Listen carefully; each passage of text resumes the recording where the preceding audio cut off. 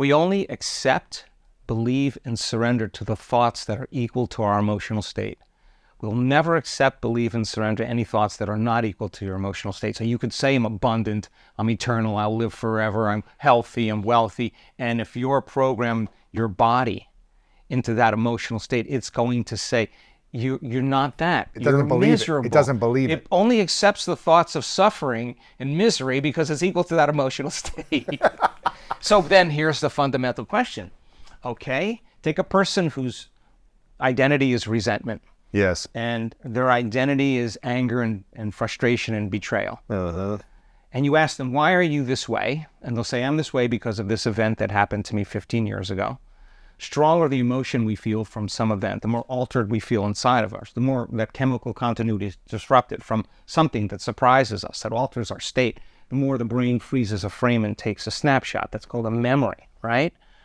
But the problem is that we think about that event over and over again after it happens. We're producing the same chemistry in the brain and body as if the event was occurring. And so the body is conditioned literally into the past. So we're living in the past. So yes. The person says, so you say the person's resentful about everything. They're seeing their life through the lens of resentment and frustration and anger, and everything's upsetting them. Well, that's a self-fulfilling prophecy. You say, okay, now it's an addiction. You got to change that. And the person goes, oh, okay, that makes sense. And now that you got to get out of the bleachers on the playing field and say, okay, these emotions could literally have something to do with my health.